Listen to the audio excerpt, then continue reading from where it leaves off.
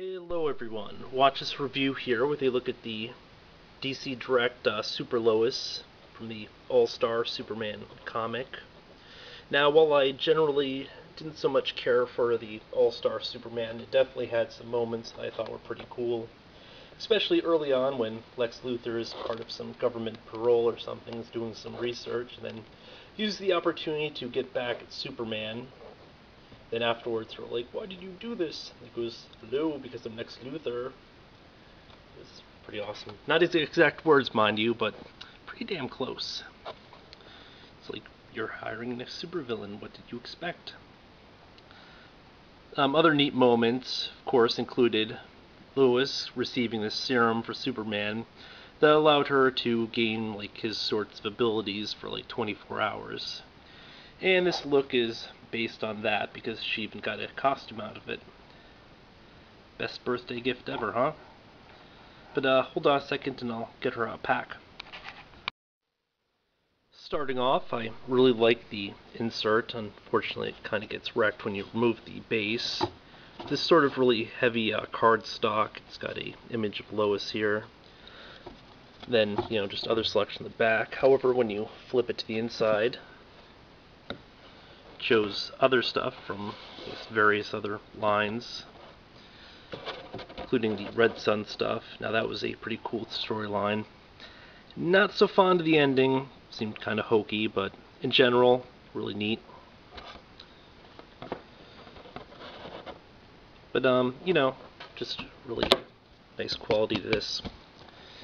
Not so much to the figure itself, unfortunately. Now I did pick this up, I think it was on clearance from Big Bad Toy Store, so I only paid like $7 or $8.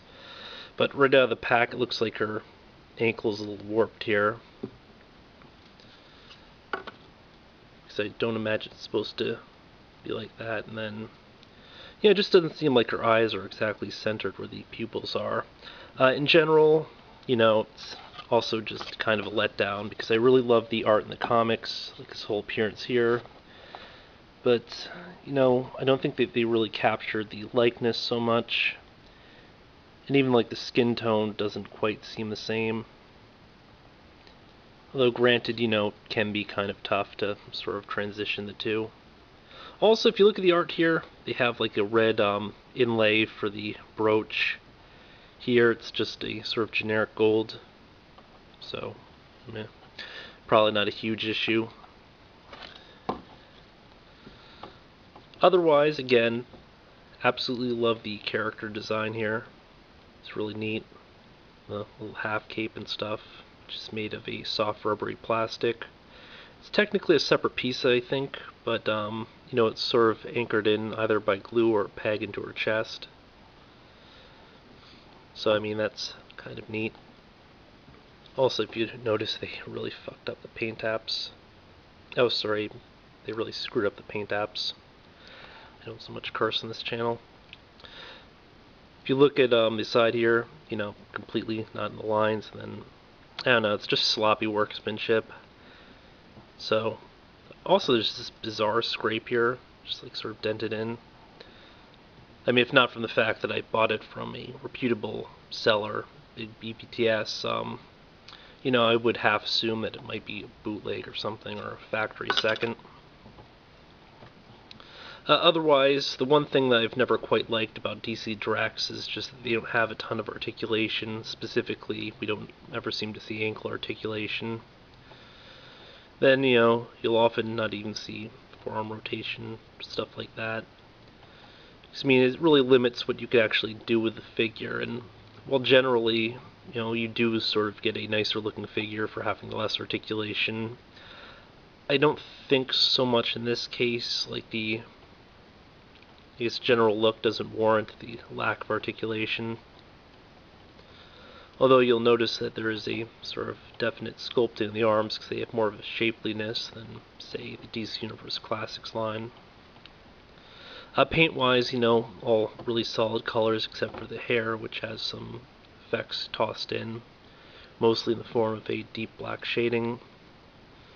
And of course you have a shiny effect on the metal pieces, but that does largely reflect the appearance within the comic itself, which, yeah, I'm going to need to use a stand on this. This doesn't so much stand on its own because that bent leg. But, you know, it's completely within the general style of the book. Let me see if I have Superman here. 1 second.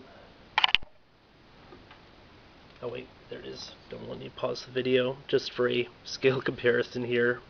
Yeah, she's really not going to fit in with my DC Universe Classic stuff because she's half a head taller than Superman, which, you know, that potion, serum, whatever, did not make her grow larger. So that's kind of a shame, especially because I doubt we'll ever see a character in this look for the DC Universe Classics line, although with Club Infinite Earths, I guess anything might be on the table. Because they don't have to worry about retail considerations, although, again, still somewhat unlikely that, you know, they will go ahead and do anything. The sort of interesting thing is that they actually carved in, for these portion here, for I guess the outfit. It's the same here for on the arms. I'm just not sure if they did that just to make sure that the paint went in cleaner or what have you. Or if they just wanted to, I guess, do that instead of highlighting the lines, because if you look at the costume there's more of a definite point of separation between the yellow and blue, rather than the two colors just sort of meeting. All in all, again, you know, just really disappointed by this figure. At the same time, hey, it's Super Lois. See, look for the character that I did want to pick up. And you know, this is the only Lois figure that I've bought so far. But quick run through of articulation. I mean, you can see what it is there because it ain't a lot. You have a single joint here at the elbow, ball jointed shoulder. Head rotates up and down, but you know, hair kind of blocks the up. And then you have a split here at the leg or hip, so you know that moves, and then just a single joint here at the ankle. Sorry, knee. Keeping in mind that unless she's actually plugged into the base, you know, posing is going to be a little bit tough for anything except for a straight stand, and even a straight stand might give you issues if you ended up getting one with a slightly bent ankle like I did. All the same, I'm not unhappy that I picked up this figure because, you know, again, character like halfway decent rendition. Sure, it's got some issues, but I don't know, it's not anything that's really game-ending. It's just not as close to the artwork as I would have liked. I mean, yeah, it's still nice. So yeah, this has been a look at Super Lois from the DC Direct All-Star Superman stuff. Till next time, folks.